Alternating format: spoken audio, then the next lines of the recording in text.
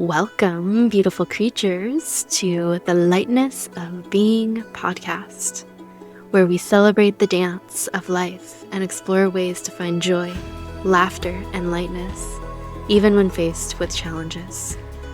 Join me, your host, Monika Stefanik, as we step into the light and discover a realm of potential and possibilities for greater ease in our lives.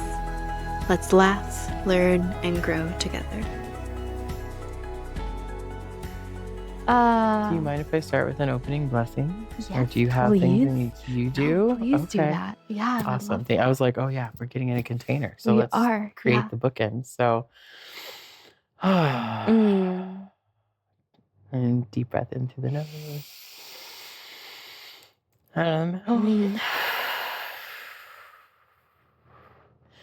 Honoring and acknowledging the presence of Source herself, from honoring and acknowledging the presence of Mother, Father, God, Goddess of the Golden Age, Mary Magdalene and Yeshua, honoring my higher wisdom, Monika's higher wisdom, and all of our angels and guides, God's goddesses of the highest light who are here with us today. Thank you. Thank you for this opportunity to connect, to share truth, to open to the highest possible outcomes for this podcast interview and all that will transpire from it for Monika, for myself, and all those who are impacted by this time together. Give us clarity and ease and grace during this time to let it flow and let truth flow and let whatever most needs to be spoken in all ways. And from and declare this in immense love and gratitude through the power of the pure cosmic Christ and Magdalene heart and divine grace. So be it, and so it is. It's so. Aho. Thank you for that. Yeah. Puma magic already.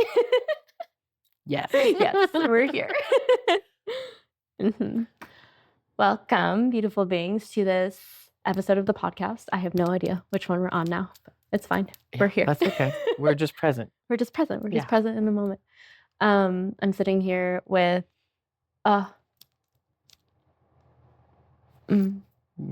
this amazing, incredible soul sister, goddess of the highest light and vibration that just spews magic into everything you weave into this world, whether it be dance or intuitive coaching or music or just friend conversations.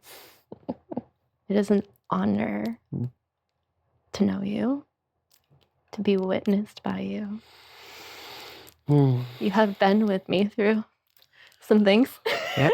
Yes. Same. Yeah.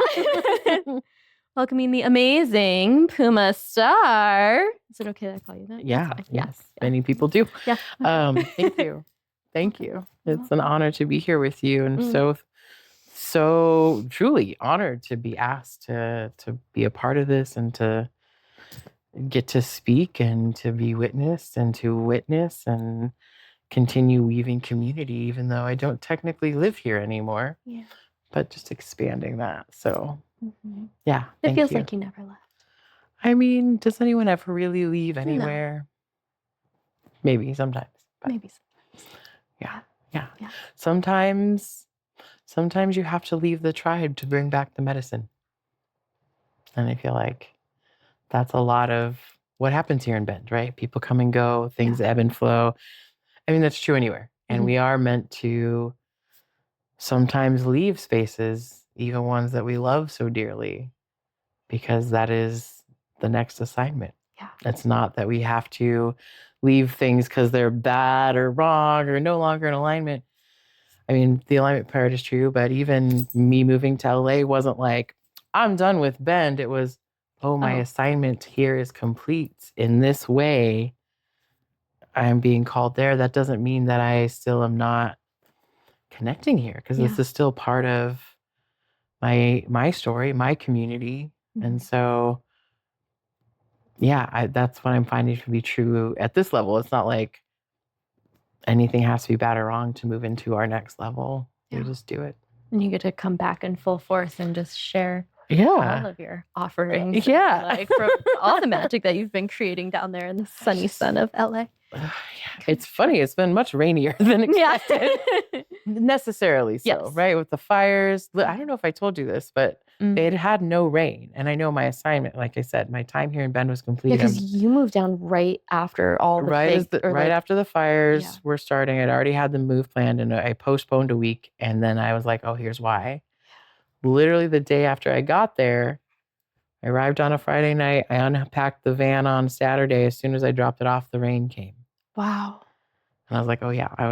People are like, you brought it with you. I'm like, that's not a coincidence. It's not uncommon. It's not a coincidence. And so that's what happens when we show up. Yeah.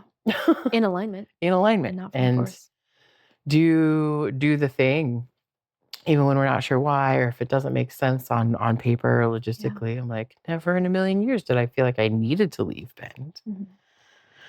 But you're guided in that direction. And totally, exactly. I show up.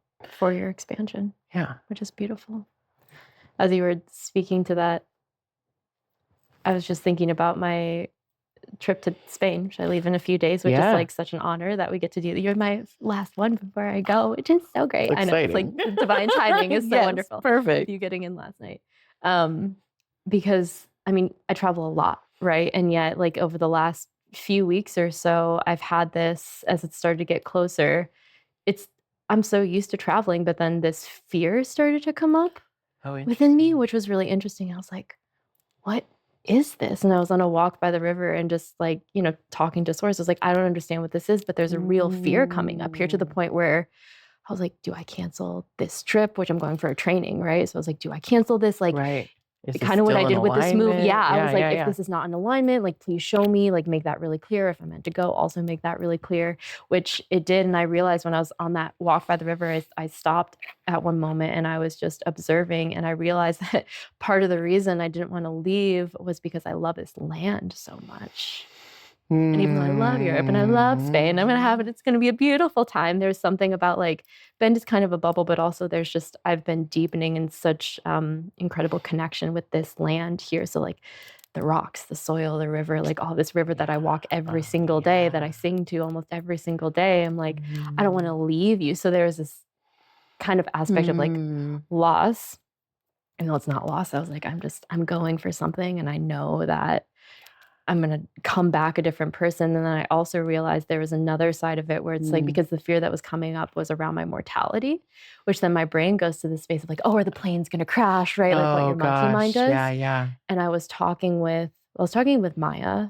And then I also shared this with Barbara Largent, who I think, right? Yes. And they were both like, oh, I do sense a death, but it's more of it's a spiritual kind of death, right? And Barbara described it as like a shamanic death, because I'm going for this training healing that's a week long. And so I'm like, I'm going to be giving and receiving, and it's you are literally going in order to be changed. You are going to be changed. Yeah. Yes. In a way that I can't even. You won't even know. No. Yeah. No. So a part of me is going to die in this process. And so of course there was like, so once I understood that, I was like, oh, of course there's some fear there, and that's okay, and that's welcome. And so I'm not as afraid now, which is great. You're going to come back and be a different flavor. Yeah, which I'm really excited about. Well, it's interesting to hear you say that, because I got weirdly emotional when I was leaving my new home yesterday. To come here, where I'd packed. I'm very organized. I've done this 1,000 times, coming and going and leaving and packing and. And I'm so excited to be here and to not like, I get to do this. I get to offer dance. I get to connect with people that I love. Everything down there is fantastic, but it's all new. And there's a lot of energy in being new. But even leaving, I started to get nauseous, and it was my partner, and I was like, I'm like, I'm stoked. I like my house. I like where I live, but it's a very small space. I'm like, I'm stoked to be leaving. And then as I was walking to the car, there were tears, because it's like, I'm going to come back different. I had a similar thought. So it's fun. It's interesting to hear you say that, because I was like, this 2-week journey that I'm on, even though Bend is a familiar place, I'm not the same as I was when I left. it won't be the same when I leave here and go back. Just like your trip to Spain, you aren't going to be the same. No. It's not a bad or, good or bad. No. But we don't talk about the tiny deaths enough because that's really what learning and change is. We have to let go of some things in order to expand into the next thing. Yeah. Well, and then being in question about it, not making that fear, because it would have been so easy for that fear to be like, oh, I'm just gonna, like, my plane's gonna crash, so I'm just not gonna go. Like, that's what my intuition is telling me, which is when, like, if we stay in question and we have that deeper connection to source, it's like, okay, I acknowledge that. I'm gonna get a little curious about this and show me. Like, if I'm not meant to go on this, yeah. Because sometimes that is the thing. Sometimes it is. Yep. Totally. And I was like, if that's the way, like, I feel it. And also, like, if it's not and I'm meant to go, like, yeah. No, I did the same thing. I'm like, am I not supposed to leave? Is there something, like, am I being redirected? Yeah. And I checked into it and it was like, no, you're going to go. There's just, you are not coming back the same. Yeah. Which, great. Love that. You're like, we don't want to be the same. We want to continue changing. Yeah. Yeah. Yeah. Mm. So what's something you're celebrating right now? Celebrating a lot. Honestly, it's been, what's today? Is today Thursday? It's been 9 weeks since I pulled out of here, out of Bend, which feels like nothing and a million years ago. Yeah.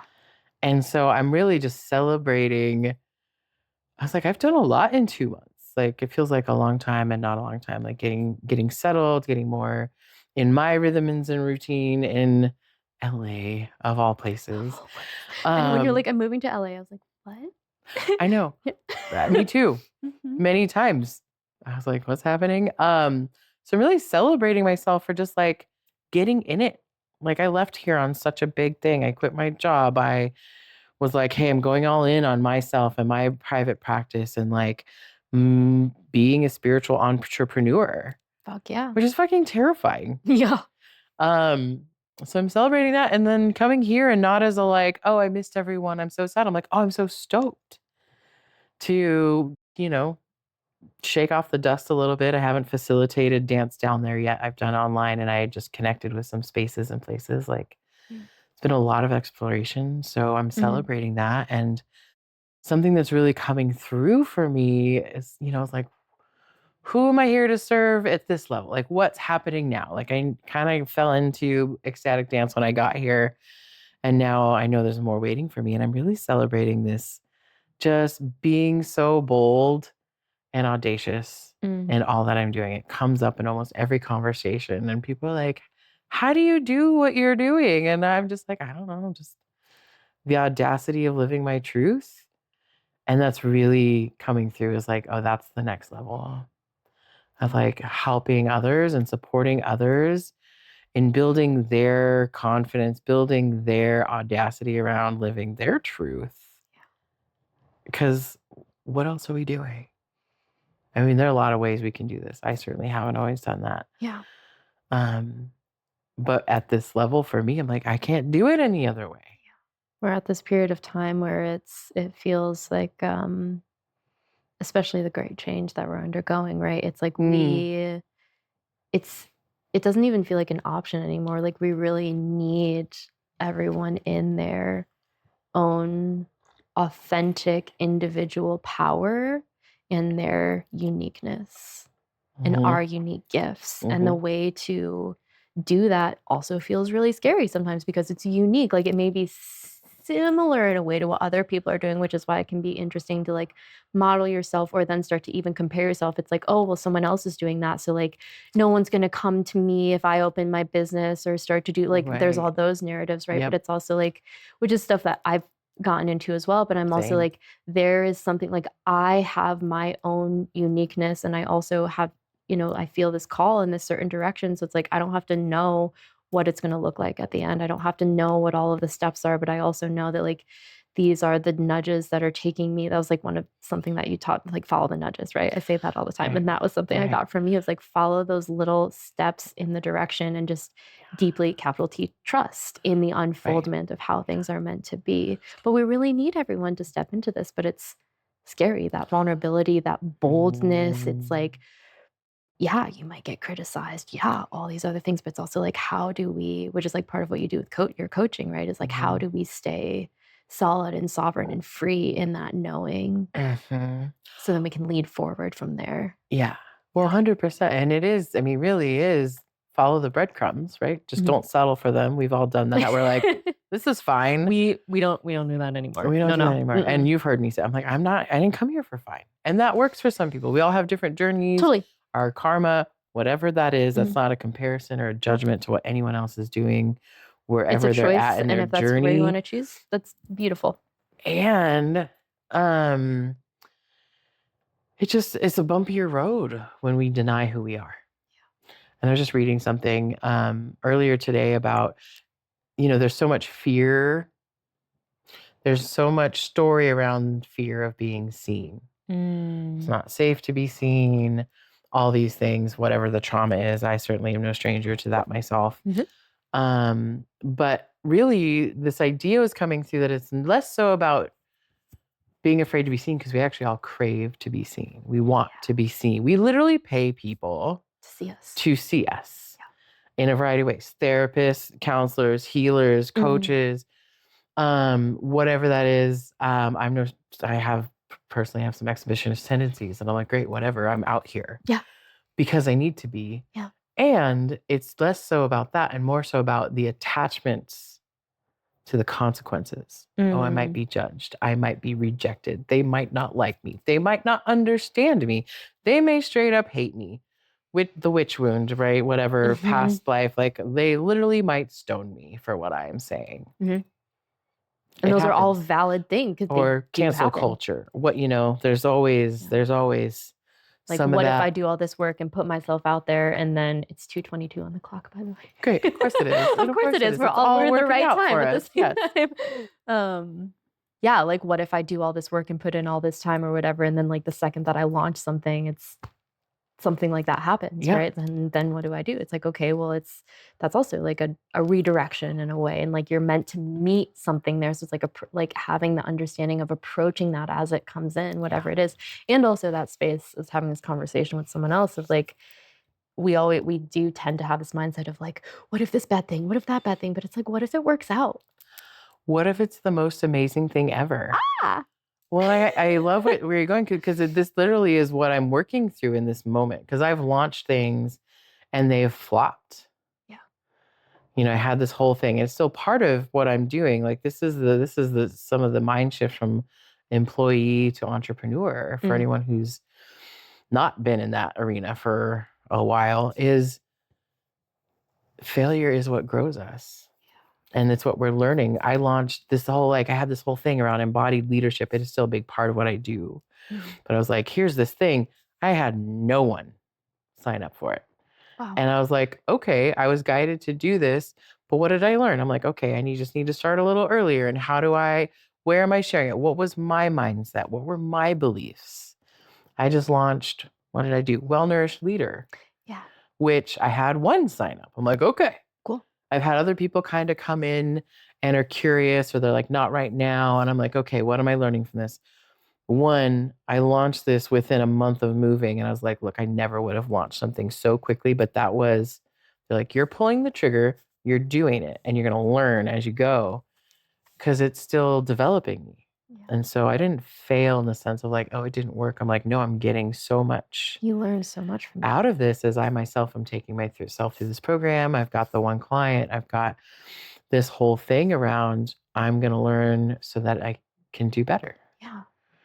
It's and that the fear of it's not going to work. I'm like, what does that even mean? Or one client, so that means that I'm That's affiliate. Not it's like, good enough? You got a client. Yeah. That's amazing. I had celebrate that, right? Who was stoked on that.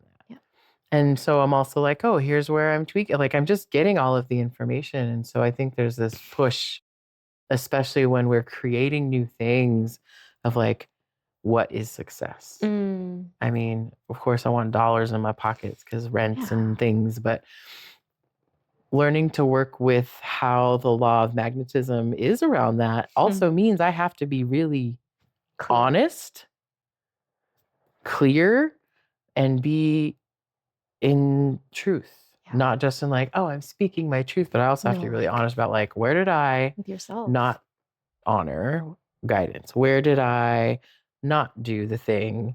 And where did I get clarity once I did the thing? Because sometimes we don't know till we do it. Yeah. Sometimes we don't know how it works till we literally on our face on the ground. Yeah. For all my dance analogies, I'm like, sometimes we trip and fall down. It's not always very graceful, but we get really new perspective from being on the floor. Than we would if we were always standing and dancing gracefully and successful. I've had feedback over the years where people are like, you just always are so good and everything's so perfect. I'm like, are you kidding that's me? hilarious. You're like, thank you. Obviously, you don't really know Thank me. you. Yes, I know. I and make it's things look beautiful easy. that it comes off that way. It's a lot of work. Yeah, it is. It's a lot Constantly. of introspection. But that's the thing is people don't, when we're not having conversations like this that are like out and about, which is why I love doing this. It's like people just look at you and they're like, oh, you have everything all together, or like have the story of like everything's easy for this person because of how you put yourself out there. And you're like, no, it may look like that, but behind the scenes, you don't know what's going on. And you don't know the work that I'm putting in consistently to show up to this so that like, and if things come off that way, that's beautiful. I also like get reflections like that sometimes. And I'm like, but I also feel like I'm messy out in the world too. So I'm like, do you not remember the messy parts? Like I was pretty open about all those things. And like, it's a part of it. Yeah. Yeah. Well, and everyone's got their own lenses and the way they like view and see and like. When they're comparing yourself to other people, it's really easy to be like, oh. Well, and it's so funny because I sometimes forget. And I think we all do. I mean, I know I have a reputation here, and it's just, I just show up and I do the thing. And as I'm talking with more people, expanding my horizons, I'm speaking with women who are old enough to be my mom or grandmother who've lived these, what I find to be incredible lives. Sorry, I keep hitting the mic. You're great. You know, pilots who've flown all over the world and gone on African safari and are now like retiring in Mexico. I'm like, and then they hear me talk about my life. They're like, I wish I could be so bold. Wow. And I'm like, you were a female pilot. What are you talking about? I don't, and so, we'd never have a full perspective. Like we live in our own kind of like bubble and our views and our lenses and stories. And it is so important to like get reflections and be like, is that even true? Yeah. Or how is like, why is what I'm doing any more audacious or any more bold than what you did? Than what you were doing. Yeah. It just looks different. This was a few weeks ago, and I don't know if it was something I read. It doesn't matter. But it was mentioning like a really great way to kind of check in with yourself is to actually ask someone who knows you pretty well, who can at least sit in conversations like this with you and be like, hey, I don't remember exactly how they phrased it, but like, can you basically inviting in that mirror? Like, can you mirror me back to me right now? Can you, and allowing, because like when people share things about me just randomly, we're so hard on ourselves. We judge ourselves so much and we have this like inner critic and all this. So, but when people say, even if it's like a little thing here or there, you're like, oh, yeah, which helps with that boldness and that confidence. Because I mean, speaking as someone who is, at least in the past, has been very like goal oriented and striving, or like I'm the mountain goat, right? Like I'm the sea goat. So I'm like, I get to it and I'm like, the next one, I don't stop and celebrate. I'm like, I'm constantly striving, and it's really important to stay there and be like, look back and be like, whoa, look at what you just did. Like, that's amazing. That's amazing. And I know there's some people that are a little bit better at doing that than others, but my experience, right? Well, and we need those people in our lives. And like, not everyone's available for that. And, that's a lot of the work that I do with people in my healing work is also to hold a space and be like, look how far you've come. Yeah. And so I love the question, like, what are you celebrating? I'm like, man, I'm just celebrating that I made it here. Sometimes I'm having a really funny experience that I was sharing with you earlier. I'm like, I'm dropping jars and breaking things. I literally sent a text to the wrong human today. And, it's just part of it. It's just part of the dance. And no one holds the whole story of us. We can't even see all of it or the ripple effects or the impacts. I mean, it's such a funny thing. I went to go pick up some flyers today that I had printed, and I've been in Staples 1,000 times since I've lived here. And didn't, think about it. It's been gone. I'm like, oh yeah, I'll go pick up at Staples. And the woman that is always there is like, oh, I haven't seen you. I was like, oh, I don't live here anymore. Yeah. And she's like, oh, well, it's so good to see you. What do you do? Oh. And just was like, so great. I was like, oh, we don't, whatever impact we have, we don't always know until we can have it and be like, oh, there's a woman that I barely even know who missed my presence. Yeah. And same, I was like, oh yeah, I know you. Oh. The familiarity, that's something that I'm like, being in LA right now, everything's so new and it's exciting. I'm like, I even have to rethink about how I grocery shop. Yeah. There's no natural grocers. I have to figure out the new grocery store. Yeah. And it's a lot of energy output. Mm-hmm.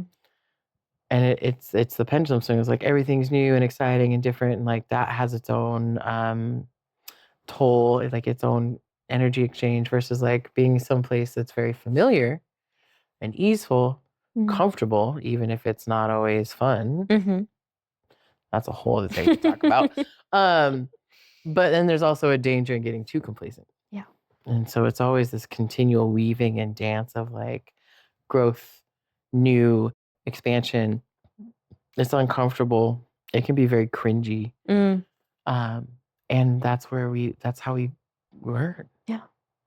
And build resilience and build trust when we're like, I don't actually know what's happening. But I'm going to follow whatever. But I was guided to show up here. Yeah.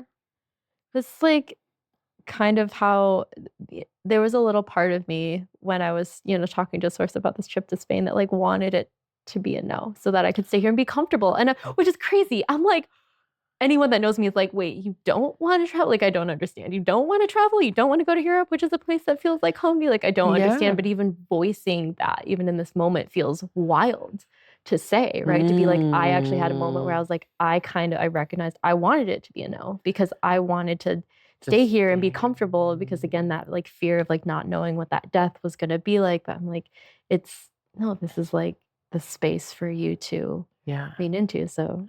Well, and how do you, this is something I've talked about, like getting comfortable with being uncomfortable. Yeah. Like, how do you do that? Like, how did you walk yourself through that when you were like, actually, I see that, I'm an introvert. I sometimes really love when plans get canceled and I can stay in my comfort zone. Yeah. And that happens sometimes. And sometimes that's just like an alignment thing where you're like, oh, thanks. That really wasn't what I was supposed to be doing. I really wasn't supposed to be there. But how do we continue to show up for discomfort? Acknowledging it. Yeah. Like first thing, because if we keep it hidden, like I think Maya was the first one that I told about the fear thing. Like I did talk to Source about, and that helped. But then there was something about voicing it to a friend who then gave me a reflection of like, well, you know what I'm intuiting is this. It's like you are gonna die as this. And so that helped calm me down. So it's like again, speaking, like not letting those our shadows or our fears or whatever it is, like we don't have to carry it alone. Right. Again, it goes back to that conditioning of like, we have to do it alone. And like, we really don't. And voicing our fears and acknowledging it, whether it's to a friend, whether it's to yourself, to Source, whatever, is like, just speaking it in some sort of a way is like, hey, I'm acknowledging this. And so now, like, what's here within this space instead of just stuffing it down and repressing it. And from there, like, a lightness and an ease came in. And there was still, like, some ripples that were hanging out. But then as the days went on, it got more comfortable by just, like, leaning into the uncomfortability of what it was. Well, there's a lot there because it is, I think I've talked about this at dance especially, but in my work too, is there's been a little bit of blurring of safety equals comfort. Yeah. Comfort equals safety. And they're not the same thing. Right? Well, there's that, like feeling safe in our bodies, all that. And safety is no one else's job, ultimately. It's for us to figure that out with help. Like we can ask and be like, hey, here, boundaries, all that stuff. Yeah. But there's such a story around like, if I'm uncomfortable, I'm unsafe because there's similar responses in our nervous system. And so it is a little bit of like getting discerning of like, I'm still safe and it's okay to be uncomfortable. Because that's really where the magic happens in a lot of things. Even in having like tough conversations with friends, with partners, with whomever around like, I'm really uncomfortable, but I know I'm safe enough to speak this truth. Yeah. even if my Safety voice that shakes. I'm sourcing. I'm sourcing my safety. I know. And if like, we've put ourselves in a challenging situation, that's maybe a different thing, but also like, hey, if you start yelling, I'm going to leave. There's different things. And I know that's, again, a whole complex thing, but this idea that we really hold on to comfort is a way to try and feel safe, but that's actually, they're not the same. And it is a big part of learning. Like even, I'm like, I'm in LA. The lanes on the high freeway, I'm like, are so much smaller. I'm like, no wonder there's so many accidents. There's a lot to be uncomfortable with. Yeah. My But I'm nervous like- system like freaks out even thinking about being in that place. Like I don't even want to go to the airport. I do not like that That's airport. fair. Oh yeah. Yeah. Well, I mean, the airport here is like nothing. I'm like, Yeah, compared no, to I know. any It's- other airport. Redmond Airport, bless this sweet little airport. And it doesn't mean that I'm unsafe, but there is this whole like, But the external world, like story, the what way we've, things again, are, what you see, it's like you're unsafe. You're unsafe, and attach you're these stories to potential consequences. And someone else may do the same thing I do and have a whole different experience because of mindset or story or whatever. And it's a continual practice to come back to, if I'm in alignment, if I'm really listening, if I'm showing up, if I'm walking into places or spaces that I'm being guided to, even if I'm really uncomfortable, really nervous, like going to dance down there, I was like, oh no, is this going to be, what is it? What is LA ecstatic dance going to be? And I walked in there and was like, oh, that's just the same thing. It's a bunch of humans coming together, doing a thing. Yeah. I had some great connections because I had this whole story that like LA ecstatic dance. And I was like, oh, I forgot. It's all really similar. And like, I'm Puma, whatever. I'm going to show up and dance anywhere I go. Yeah. And what am I being called to do? And it's such a funny thing to take what I've learned here and ramp it up down there. Yeah. It's amazing. Yeah. Yeah. Yeah. I'm really excited for what you're going to create in this world. Like I feel the momentum. Me too. Yeah. building. I think this, like coming back here is even a part of that. Where I'm like coming back to familiar territory to share. I like, there's something on the other side of this I can feel that like whatever is going to happen. And it's also nice to get loved up by people after being in a place full of people I don't know, who are also really excited to meet me, and I'm excited to meet them. And there's something about like coming home to a new place, or coming home to a new place, coming home to a space that's been home. Yeah. Just having your favorite humans to hug, which was so great to see you today. It's so nice to be seen. And back to my point, like we do want to be seen. We really do, and it can feel so terrifying. And it's why I dedicate myself to the work that I do. Is I myself have hidden quite a lot, and it's one thing to guard or to hide wounds until we're ready for them. And that's obviously where work is. It's another thing, like to hide ourselves means we're also hiding our light, and we're denying ourselves our truth. We're denying our light. We're denying who we are. And that is the biggest form of self-abandonment. And it's a reminder. It's taken a long time for me. And I think, some people who know me, or people who know me, are like often shocked when I say things like, it's terrifying to sometimes get out there. Because the feedback is often like, oh, you make it look so easy, and you just kind of get out there and do the thing. I'm like, well, there's some cortices tapping, and there's some crystal holding, and there's all kinds of work that has had to be done. And I do it because it's important to shine my light, because I didn't come here for fine. And it's a reminder to others when we do that. Yeah, when you live by example, that you can as well. And like it's that ripple effect that we just have no idea. I love thinking about what Brene Brown said in her TED Talk from a while back, where about stepping into the arena is it's not even risking failure. Like you're going to fail. Yeah. You're going to fail. Yeah. It's just a part of the process. So once you own and acknowledge that. And just like, it honestly makes it so much easier, because then you're not freaked out about like trying to make your offerings perfect before they go out there. Like, say it's a constant refinement process, but if you feel called towards something, like I did to create this podcast, right? It's like, and it's had like, you go back and look at some of the first episodes, you're like, oh, it's like a little cringy. Right. And I'm not the content, but more like just this piece of it, how it looks and how it sounds, and all these going things. back and watching ourselves is so hard. So hard. Yeah. But it's also beautiful, because I've like gotten to see my evolution of where I've gone, and so get to have this as a conduit of that is beautiful. But like, if I had let that fear get in the way of knowing what spirit has been calling me to create, or like even going back and deleting episodes or re-recording them because of whatever, it's like, but that's not the full authentic expression of like what this is meant to be, which is part of the intention of this space. And so it's like, just step into the arena, know that the refinement's going to be a part of it, and you might fail, and that's okay. Well, and I think we learn as we go. And I think that's one of those things that comes from, I mean, I worked in corporate culture for a long time, and then nonprofit, and then entrepreneur land. And it is one of those like things where in corporate culture, it is about perfectionism. It's so ingrained of like, you can't make a mistake, or you can't be human. Otherwise, that's not how business is done. Yeah. Versus the work I did for so long in coaching and consulting in that field is how to make it more human, because people aren't inspired by perfectionism. They are inspired by authenticity. Yeah. And it really has been, in the work that I've done with folks in corporate America and all over the place, it is back to like the human connection. Yeah. Because all business is conversations between humans. Yeah.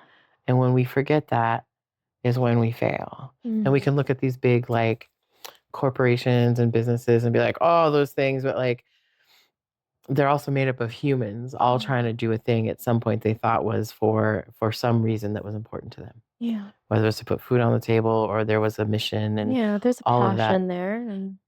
And to pull that back out into a place of authenticity, that's really what people connect to. Yeah. And what makes some businesses thrive. I can say that better. Makes any business thrive is the authenticity, and also like the audacity to keep showing up and not be like, oh, I'm so authentic and messy.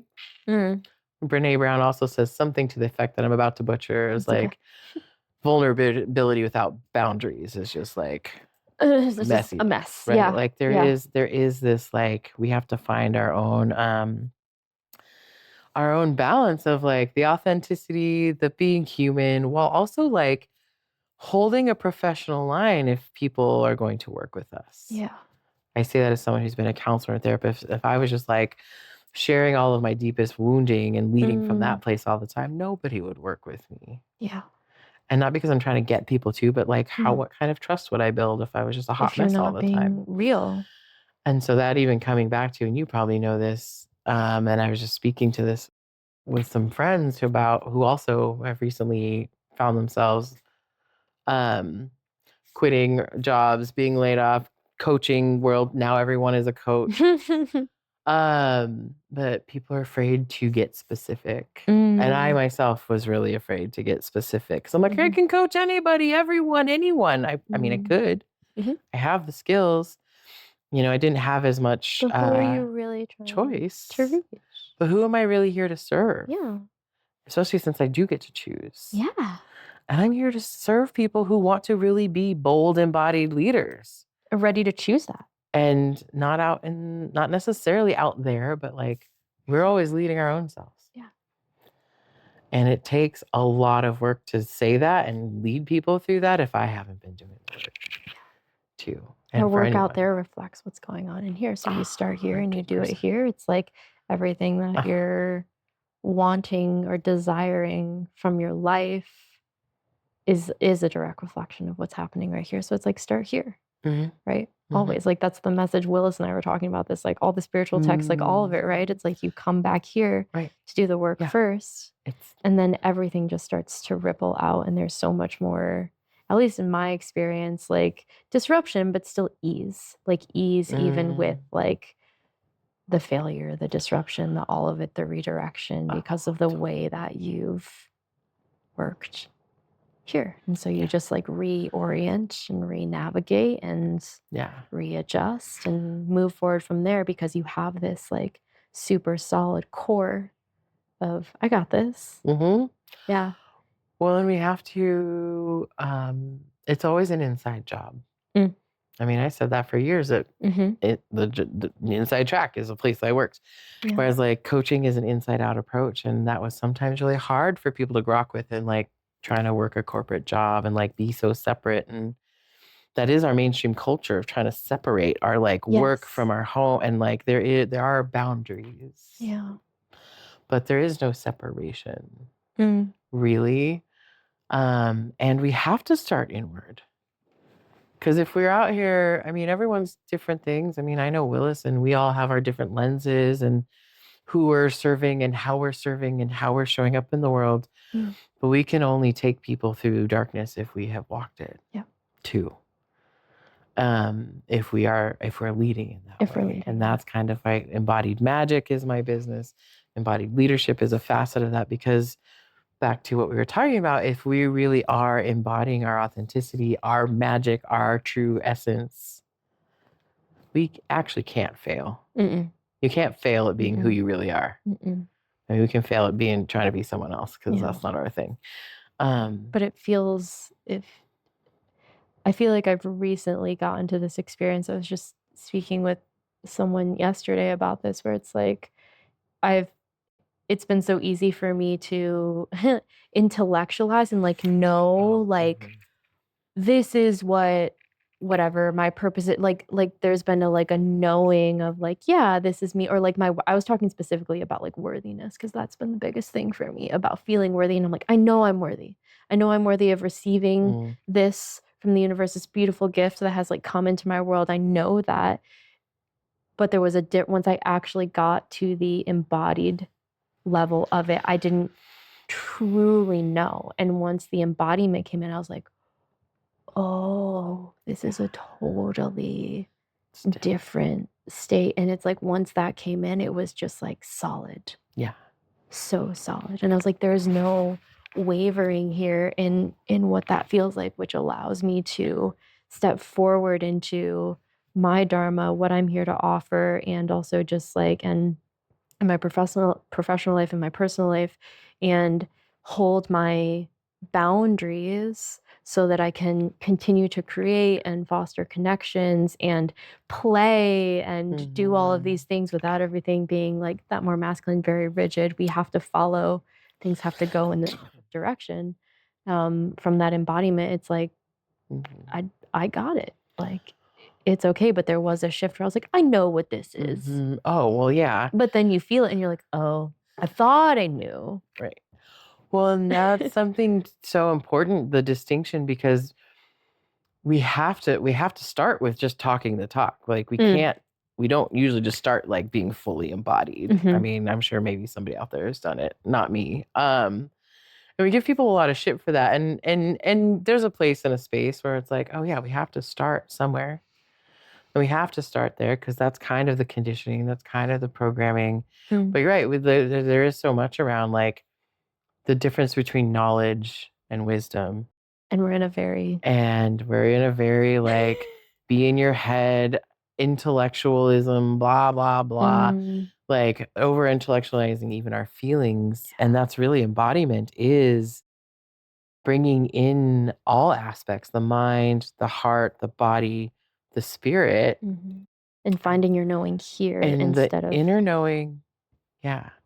And the embodiment, this is something I've discovered just in my growth, is get to a stage of embodiment and there's still more to go. Yeah.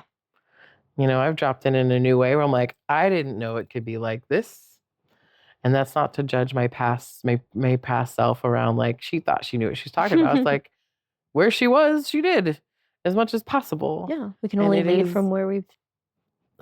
Really having a lot more compassion. Like I'm living with some young folks right now and I see things that I'm like, oh, that was totally me. And one, to give more compassion for them, I mean, like, not to diminish it, but I'm like, oh, they just haven't had that experience. Yeah. And even for that version of myself that I sometimes still beat up on and judge, of like, oh, okay, this is just part of the journey. God bless all of the elders who have held space for all of us young folks who've just been a little too big for our britches. Yeah. Bless their sweet souls. And I was like, is this what is? No one told me. No one told us. But at every new level, we get to expand into more embodiment, but also more compassion for the places we've been. What a beautiful thing to get to witness. Because they've all brought us to that moment. And we really have to get out of our heads and into our bodies and into the feeling. And learning how to really feel the feelings and not in a like wallowing, just chaotic way. But just an allowing, which is also that space of like deeply receiving and slowing down, which I feel like is the challenging part, right? Like that's where there's such a dissonance here, is because we're in this world where we're taught not to slow down, or if you slow down, it's unsafe, or it's like your productivity, your worth is determined by your output. And so we're constantly in this hyper moving culture, and like actually the reclamation for like ourselves and our bodies and our inner world is like, how much can you slow down and actually and truly listen? Not listen with your ears or your senses or anything, but listen. Yeah. Well, yes. I mean, I'm with you. And that was something, I know you and I were talking about this a little earlier, where, Bend itself has its own rhythms, and there's, in this community in particular, the idea, like a lot of shared ideas around like slowing down, going slow food, slow movements. And that is relative. And I, with my, moving to LA, I'm like, how am I going to do what I was doing here? Finally getting to a point where I felt like I was in a better balance of like being slow, because I worked a lot. I mean, I worked a full-time job. I was doing community stuff. I'm someone who will work myself into the ground. Constantly creating, and not from and there has been like that wounding of like, I have to keep producing and I have to be busy all the time. Sitting down is not safe. Relaxing is lazy. Right? Like where that story comes from. And working through those wounds. And I was like, oh, I'm going to LA and things are fast paced. Yeah. But I'm going to LA to learn how to continue to be relaxed while moving quickly when called. And it is such a different level of being able to weave and dance and navigate. And like, I love working. Yeah. I will work myself into burnout, which I've done. And sometimes we have to learn how to not do it. But to also still be at ease, still be at flow, and feel relaxed, even if I'm moving quickly. It's a really good test to be in, though. Go from this environment to that environment and be like, can you hold this? Yeah. And how do I take this to the next level? Yeah. And how do I bring that magic to a place like LA? Yeah. For those who are ready for it, right? Yeah, of course. Because I think time is relative, whatever that is. And I think sometimes what happens when people are like, I need to slow down, then we get into like that languishing place of like no momentum and no movement. Yeah.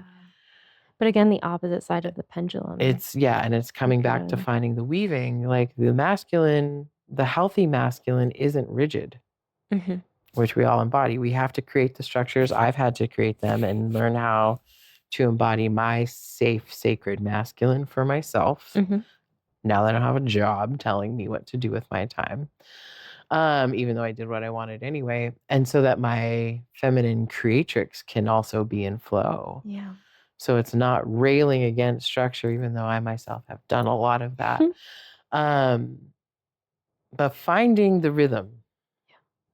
Because even, the structure is there not to constrict, but to relax into. Like the banks of a river.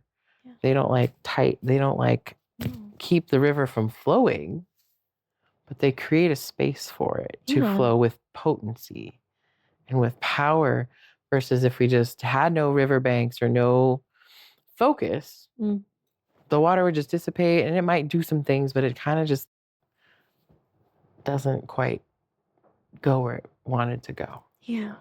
That's an imperfect analogy, but No, but I love that so much it's because it gives a both. really beautiful visual of like, because yeah, you know, a lot of the conversations I've been having are people that are kind of pushing against the structure because one, like, right, we're in this space where that hyper masculinity of the world that we're in is really starting to go through a death portal, Oh, and yeah, like this yeah. this more feminine flow is coming in, and so finding the balance. But in order for that to happen, there is like a death to structures, and I do see a lot of people wanting to be like, no structure, none of this, and it's like, and I'm like, okay, and yet like it's just like even in women's circles, right? Like there are women's circles where they're trying to like we don't want, you know, like fuck the masculine, and it's like, but I'm in this really beautiful one where we're like, no, like this is a woman's circle, but also like eventually how can we bring the masculine in? Like we need that structure so that we can collectively, it's not just like men versus women, but that Right. masculine versus feminine, like we need that, those boundaries in order to be able to allow the flow of our life to continue.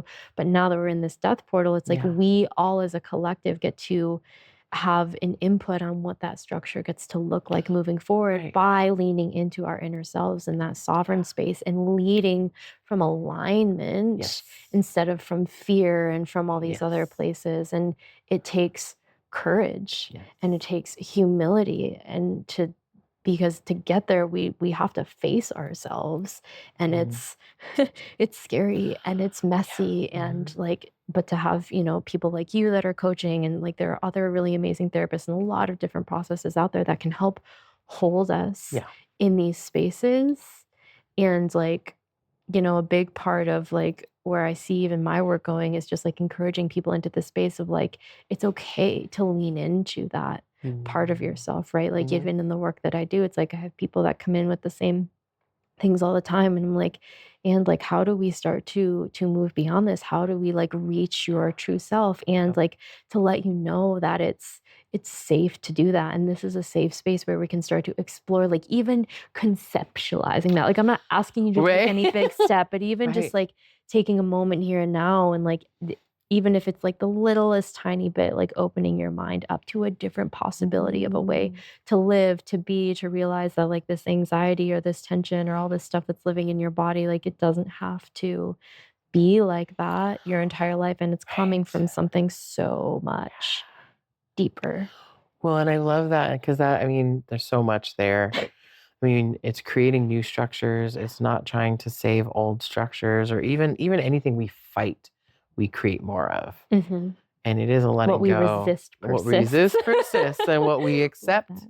dissolves. Mm. And it is, I mean, and resistance is a natural part of change. Totally, Like we have to learn how to love our resistance instead of resisting our resistance. Yes, it is a natural part because it helps protect us. It's a survival mechanism of like, too much, too big, too scary, whatever it is. And we can be wise as we grow and, you know, be able to recognize, okay, I'm in resistance.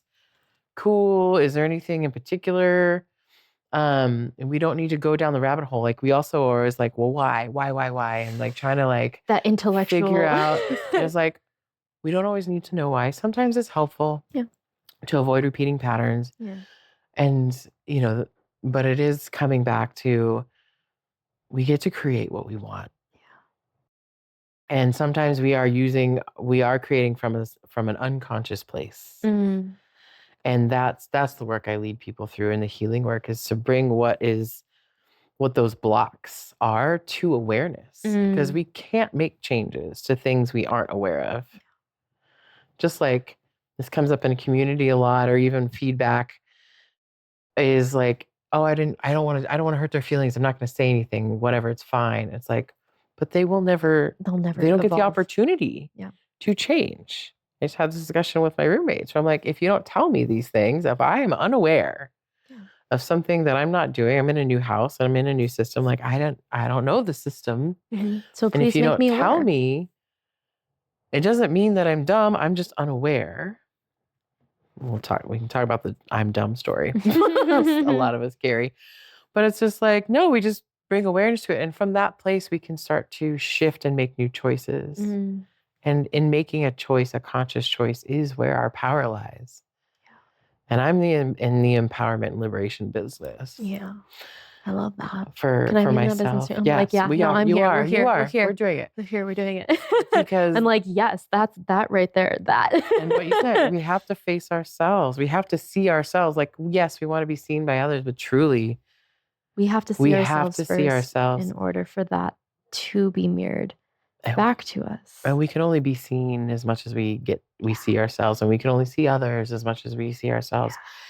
And it's scary because we have to own not only the cringy stuff, which, the inner critic is always playing in the background of like, oh, that thing I said, or oh, that thing I did, or oh my God. I go back to some of my early set lists, for example. I'm like, wow, that was really different. And it's an evolution. It's not that they were bad. There's no judgment. You're just like, wow, they weren't even bad so much as like, wow, that's just really different. Or when I was coaching for this company, I had to record myself and listening to myself. Ooh. But I also had to guide people through doing it. So I had to do it. Yeah. To go through I had to face it. When I talk about photo shoots as a spiritual practice and a healing tool, I'm about to do one tomorrow. Probably the most edgy one I've done. I'm so proud of you for that, by the way. It's going to be an amazing experience. I'm stoked. I'm really terrified excited for you.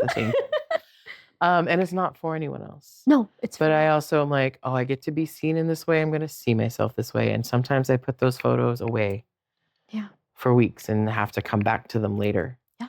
And be like, can I look at them now? Okay. I can see myself.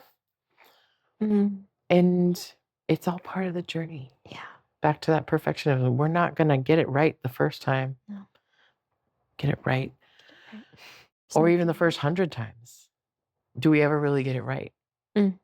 Is that the point? The point is about being with all of it and creating and hopefully being a contribution, right? And just like showing up and helping others. And I was sharing with you earlier about how I just feel so grateful because in this, I'm exploring a connection with someone and that worthiness piece for me of how this human is mirroring so much of the inner work that I've been doing. So we talk about that, like wanting to like see our light and all of these things. And it's like not attaching it to that person, but viewing it through this lens of like, wow, the universe is mirroring all of this back to me. Like you've come so far, Monika. Like this is amazing. And whether it's like in our business or in like for me, it's mostly been relationship where I get these mirrors. So then I get to look back, right? Like you're talking about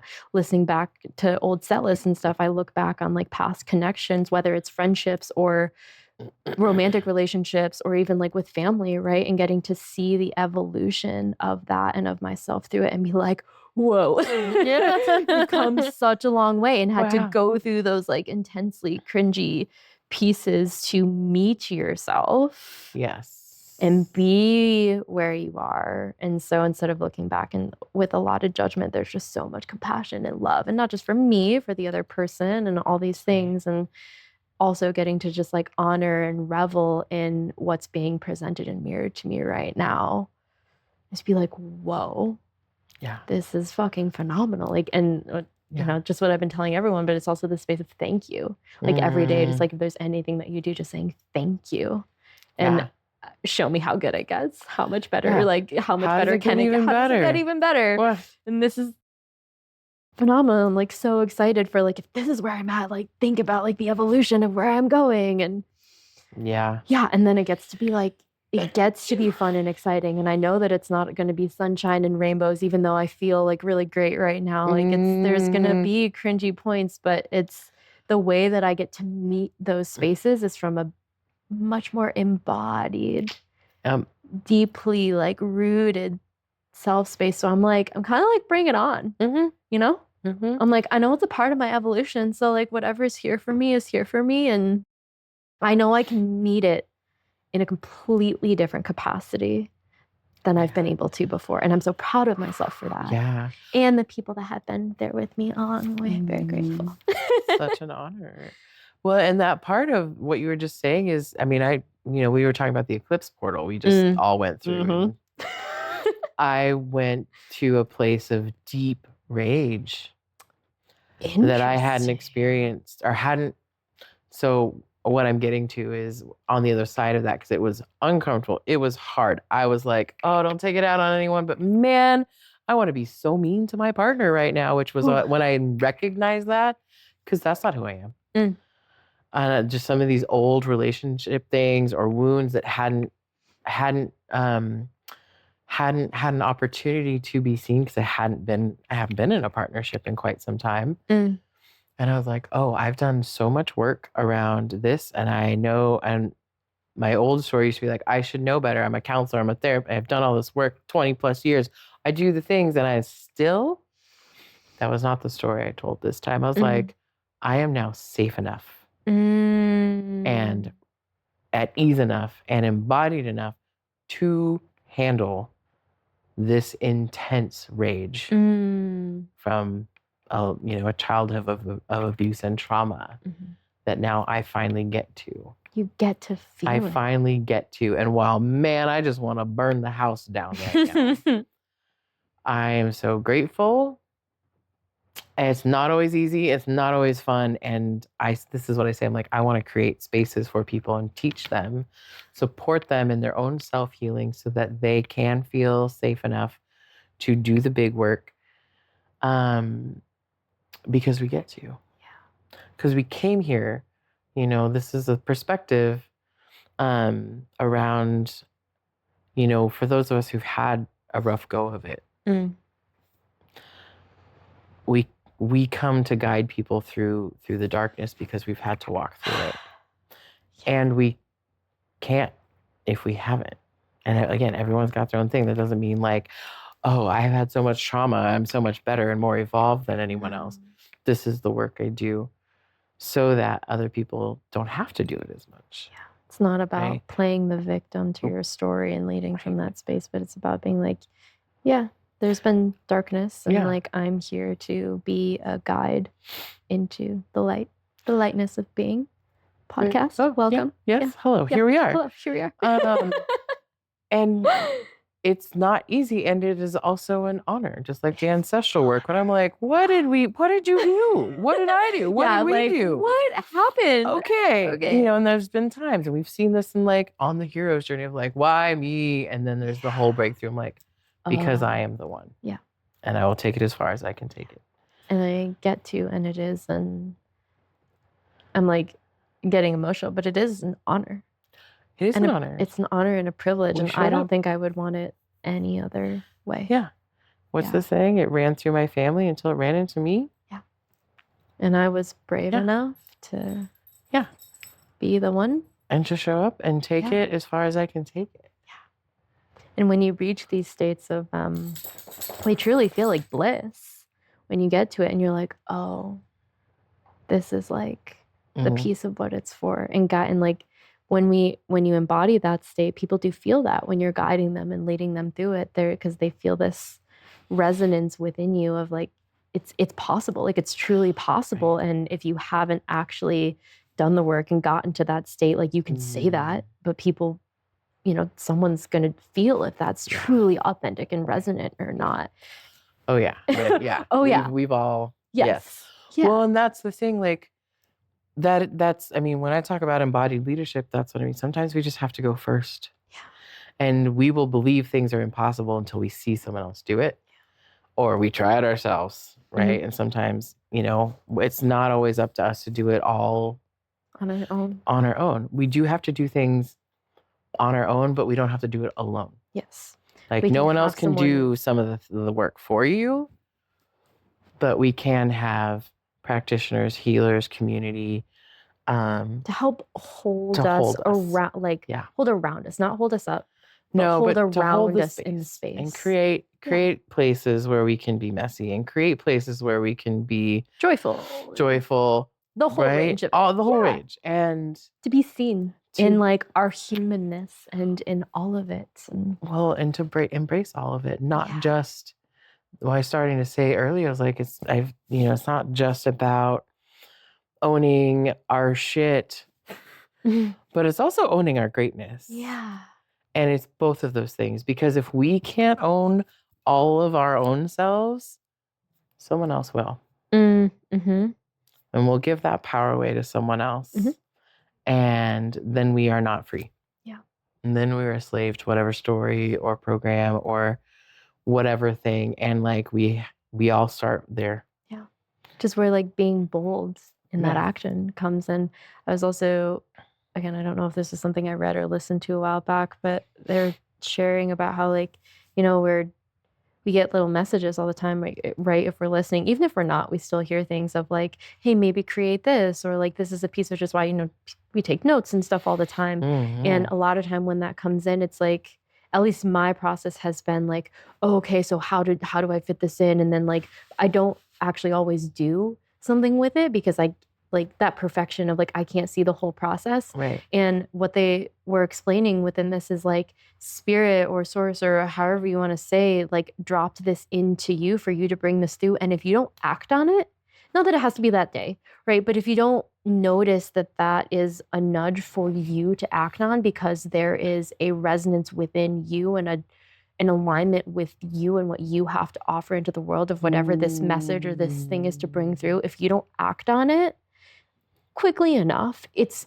gonna move on, basically, and someone else will. And you know, and this is when we kind of start to see different weird comparisons, or someone stole my idea. Like this is where I started to go with this, right? Because we'll see someone else do what we wanted to do, or what we were maybe starting to plan for, but didn't. Like in my case, right, in the past, like having all these ideas, but because it wasn't perfect, never putting it out, and then like later on down the line, seeing someone doing it, even if it's years later, and being like, and then judging myself for not acting on it. And so when I heard this, I was like, oh, and that helped me settle into this space of like, you know what?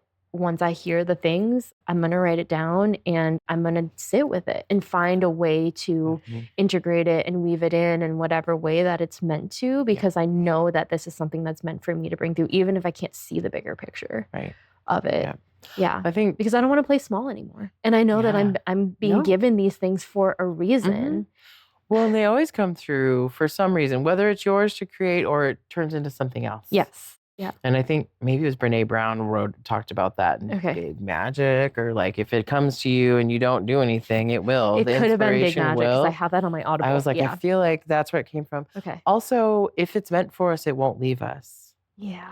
Because I've said this, where things come to, I mean, I'm getting stuff all the time and it's not always for me. Sometimes I'm like, oh, this thing came in or you said something. And I was like, oh, this is for this person I'm talking to. So sometimes it's not ours to create, but it's ours to move forward, transmute, right? To keep the flow going, the currency of like, oh, the idea, the inspiration. Yeah. Or like the little like download of like, oh, this is, this message. Or it's from a different timeline. Oh, yeah. It's just something I've started to be like, oh, okay, there's 5,000 things here. I mean, y'all know how many things I'm like, okay, what's for my highest timeline? Yeah. And because if I tried to do everything that I ever was inspired to do, I would never sleep. Yeah. I would never do anything else other than create all the time. To have a human body. Because it wouldn't work. It wouldn't work. And so that's also part of the journey, is like learning how to discern and be like, well, what will have the greatest impact, or what will bring me the most, or what is within the alignment, so that, you know, we're not punished if we don't create the thing. Because I have to say, I've had that happen so much. I'm like, I didn't do the thing. Even leaving Bend with our dear friends Amanda and Ashley starting the Sunday dance that was on. I was going to do second Sundays at the. I mean, I was working on that. Totally. And it wasn't coming together. And I had a moment when it was happening where I was like, did I just not do it right? Did I not? And I was like, maybe. But I was like, I also wasn't meant to, because I'm leaving. Yeah. And whatever the inspiration was, or whatever the energy was that went out for them to do that, I'm like, I'm just grateful it's happening. Yeah. I had to let go of like it had to be ownership or control. I'm like, this is something that wanted to be created, and it didn't have to come through me. Yeah. And you also did start, like, you were a part of that process, even though it wasn't like you and Ashley and like you even putting energy in, because I know that you reached out to the Belfry and you did take action. So it's like, or even looked at other spaces. For years I've been trying to start a Sunday dance. So it's like energetically there was this flow that was being cultivated. And like you said, it wasn't for it wasn't for me to be the one to. But the important thing is that like it was meant to be created, and it is happening now, and which is beautiful and amazing, because so many people get it's so incredible. I was so honored to get to go. Yeah. Yeah. It's beautiful. And that you know, that though it's those moments too, because I could have told a story of they stole my idea. And you know, it came through and I was like, no, this isn't okay. That's not what that are we is. doing?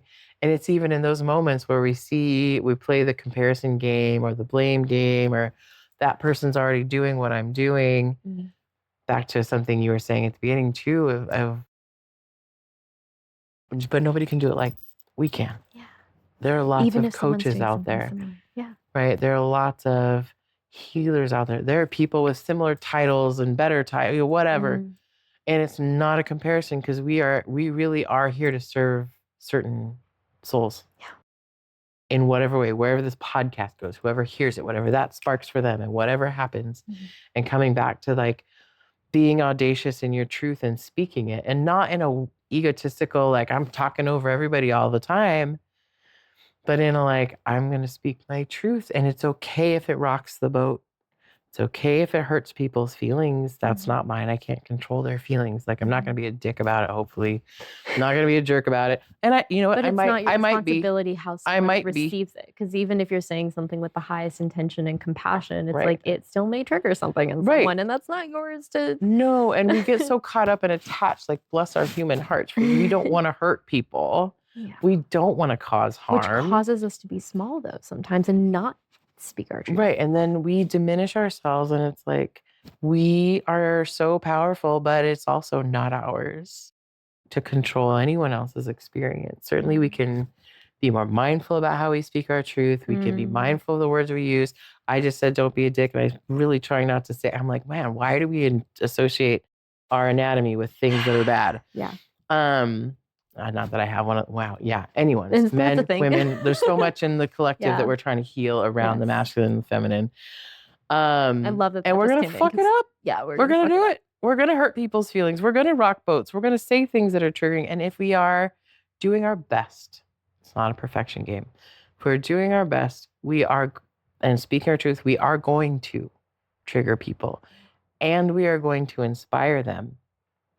And those are the same thing, just with slightly different responses. Yeah. Because triggers are here to heal us. Triggers are here to liberate us. It brings a little disruption. Not a like, ooh, no, that's scary. Ow, no, don't do it. We're not always ready for it, but like, oh, there's something here. If I feel triggered, oh, thank you. There's something for me to see, even if I'm having a story about it, even if I'm having a reaction to it. It's a pattern interrupt. It's a pattern interrupt. And it's like, okay. And sometimes we're not ready for it. Yeah. That's okay. Sometimes we're not safe enough. We don't feel safe enough. Yeah. That's okay. But it's also a gift. It's also a gift. Yeah. And that's not from a place of walking around trying to like smack people around and get them to respond. Although there are those who do that. We've all got our journeys. Yeah. And the difference between a monster and a creator is really the story we tell about it. We are all the villain in someone else's story somewhere. Totally. I love that perspective. Yeah. Yeah. Even me. Even you. Yeah. Even you out there. Absolutely. Well, that's the thing is like honoring that space of even if you've, made an attempt at repair, we've all caused harm. And that doesn't make us bad or wrong, but it's a different way of just remembering to acknowledge that humanness and that shadow part. And that's how we truly look at ourselves, especially when it's like causing harm to another person or a group of people or whatever that is. But that's how we evolve. And I mean, it's undergone my own journey with that. And it's took me years to get to a point of being able to like see and acknowledge that piece and undergo a different type of a death process of like, oh, wow, like I did cause harm, and then seeking repair through that, and knowing that at this point in time, I know that there's one particular individual that doesn't matter what repair I try to do. There's still a lot of hurt there. And I don't judge myself for it at all. I also know that like they're in the place where they are, and that's okay. as being an allowance of that, but that doesn't have to affect how I perceive myself in the world or move forward or. Yeah. We can learn. It's a humbling process. Yeah, so humbling. And yeah, it really is. And it's important and humbling from a place of like compassion, owning, not trying to go too far this way, but like, there's also humbleness that is diminishing. But again, coming into like, wow, that's just a lot to learn. Yeah. Sometimes it just feels really overwhelming. And it can be really overwhelming. Yeah. Or our system isn't ready for it. And really, this is something that I know to be true because we tell a story of overwhelm, and overwhelm is a story we tell. Mm-hmm. And I was really not happy with that the first time I heard it. I was like, what do you mean? Either.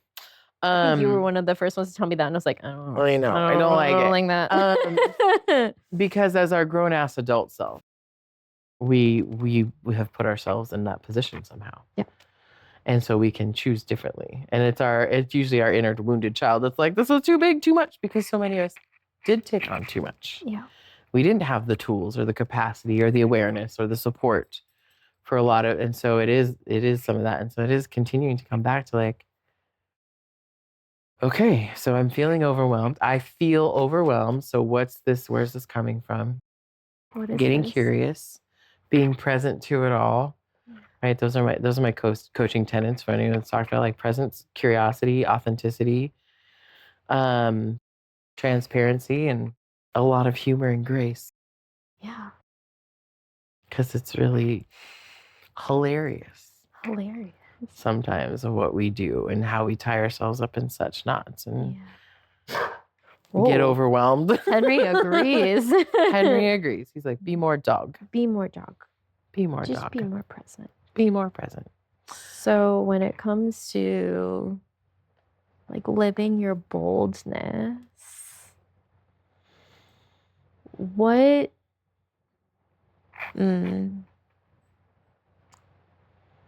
what is the main way maybe that has looked for you or that you would share that people could take away?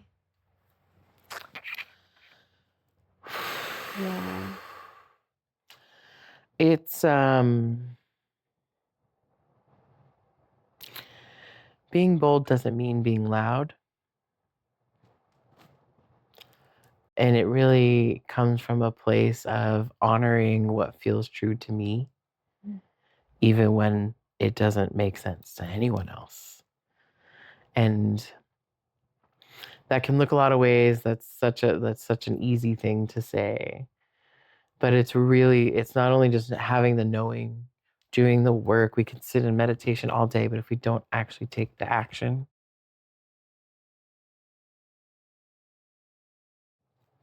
we have to take the action. Even if it's scary as fuck. Even we're like, no one is going to want what I have to offer. That's a story so many of us tell. But taking the action. And doing it scared. Not doing it from fear, but doing it with fear in the back seat is the thing. And, I've been reflecting on this quite a bit, especially moving back to SoCal. I have family there. My partner is someone I've known for 25 years. Who's known me in different ways and places, and my childhood best friend who's known me since second grade. Wow. And being able to hang out with her in person and have some things reflected where I've told a story for so long, even here in Bend, where I'm like, oh, I'm this shy person. And I have to like, even the body stuff, I'm like, I told a story and I was like, but that's never been true. As I reflect back to speaking up for people, for standing up in the face of really challenging circumstances, for moving away from home at 15, I'm like, what was the story I was telling while I was living this other story? And how has this one that I've been telling gotten in the way of this other piece? We're really good storytellers sometimes. Yeah. And it's also sometimes really hard to hide. We're like, hold on, what's happening here? because I've said that to people. We're like, oh, I'm a little shy. They're like, what the fuck are you even talking about? Yeah. I'm like, and we do have pieces of us. Yeah. My little girl was not safe to be seen. So learned how to hide really well. But it's, again, coming back to your question, Monika, is really taking the action and doing the work, right? Like we have to. Even though I guide people through this stuff, I still have the places that I'm still healing, of course, and evolving and shifting. And it's, it is part of that, and just being able to really own, what's my new saying? Inward, onward, and upward. Because everyone's like, onward and upward. I'm like, we got to go inward first, y'all. Go first. Got to go in. And then Step we one. can go on, and then we can go up, and then we do it all over again. But I think that's the one thing is, it's not enough to just have the thought and have like the epiphany or get the guidance or get the inspiration. Without action, nothing changes. Yeah. Our life just stays stagnant. And that's when that's when we become complacent and start to, I don't know, it feeds that narrative of just getting down on ourselves more. So it's like, and even those actions can look small. They don't have to be big. And it's whatever it looks like for you, but it's an action. And only you really know what that looks like. And sometimes, I kind of like to think about even just moving out of like being like depressed and suicidal, right? Like there's a period of time where like the action was just like brush your teeth. Right. Do one small thing. Make your bed. Cook a meal or choose to go out and get a healthy meal. Right. Like something like choose. Walk to the mailbox. Go outside.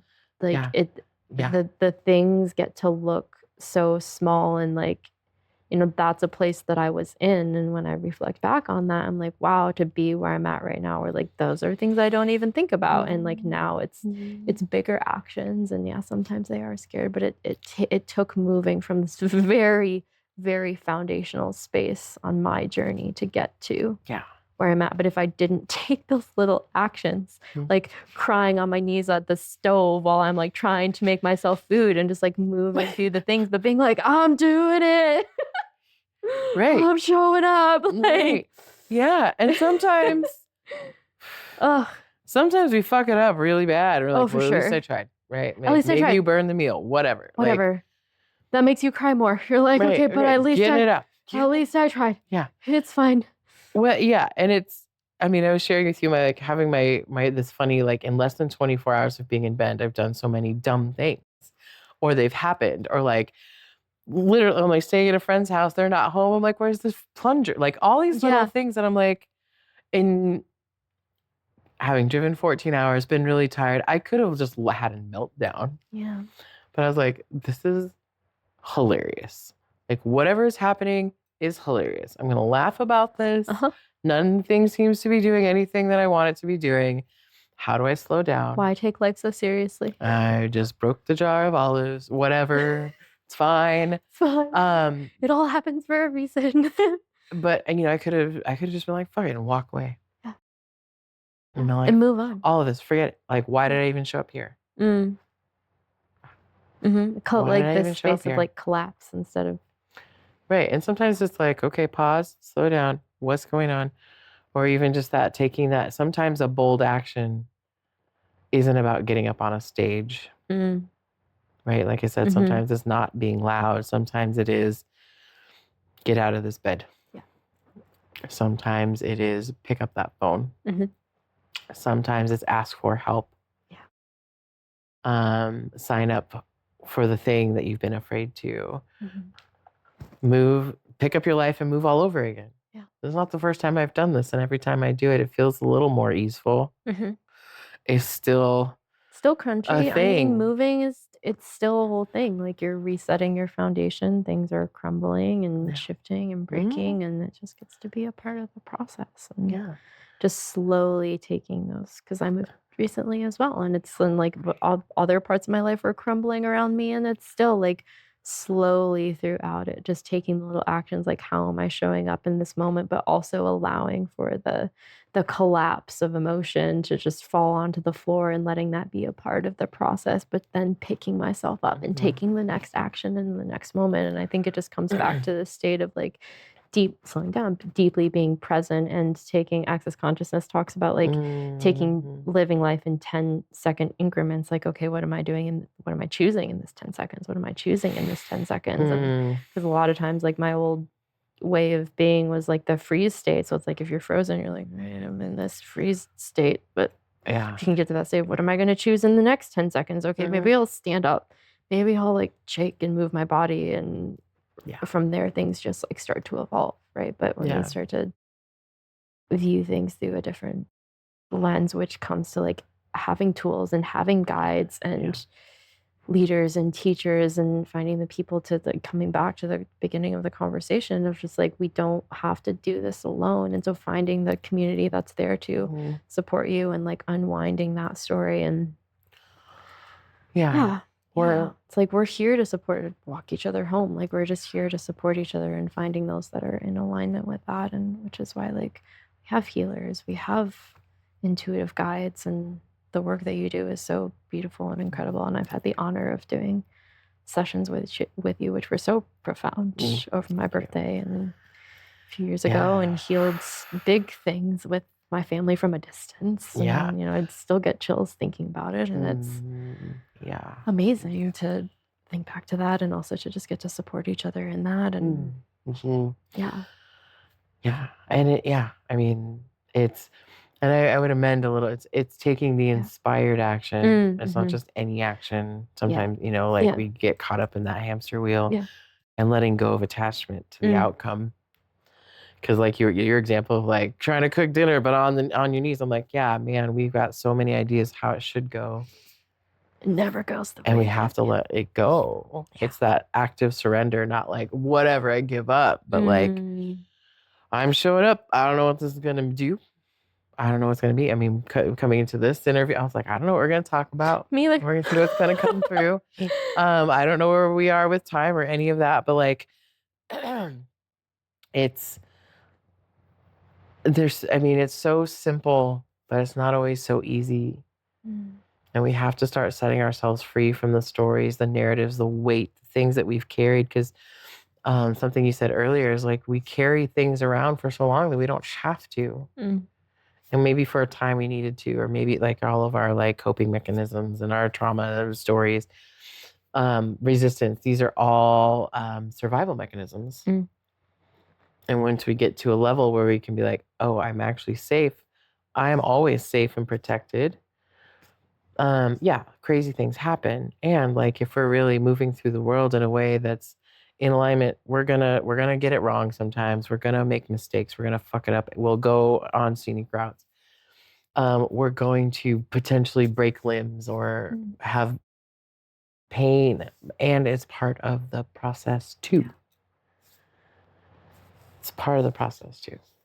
And it's not about, like you said, sunshines and rainbows, because we can still have a good time even when it's rough.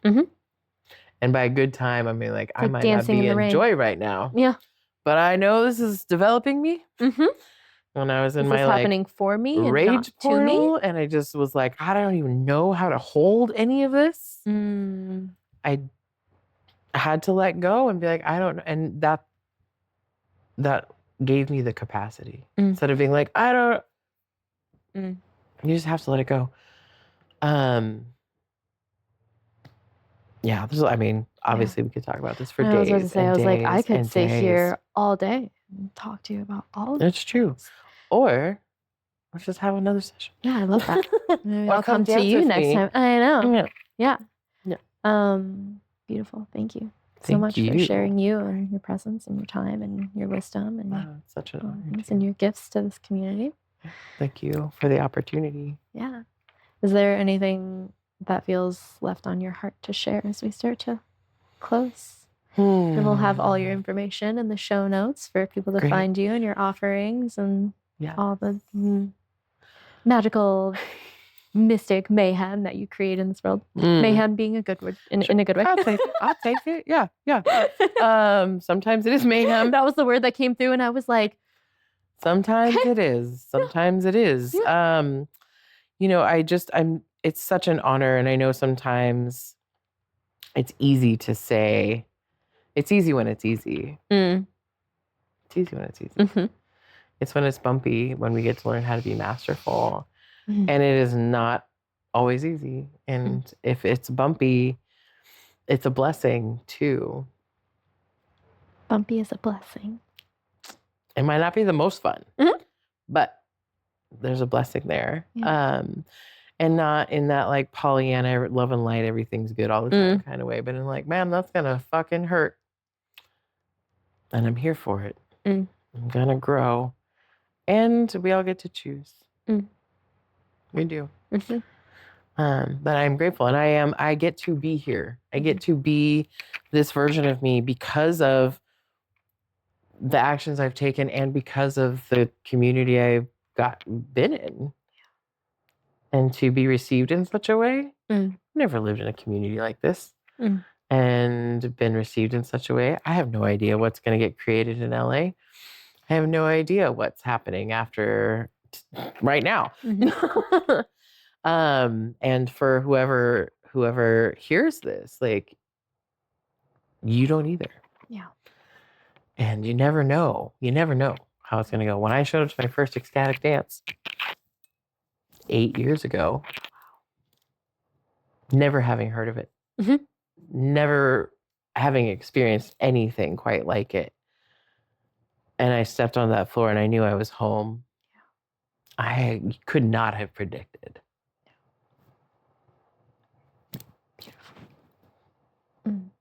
Love you. Thank you. Yeah, thank you. Yeah, of course. Appreciate you so much. Appreciate you.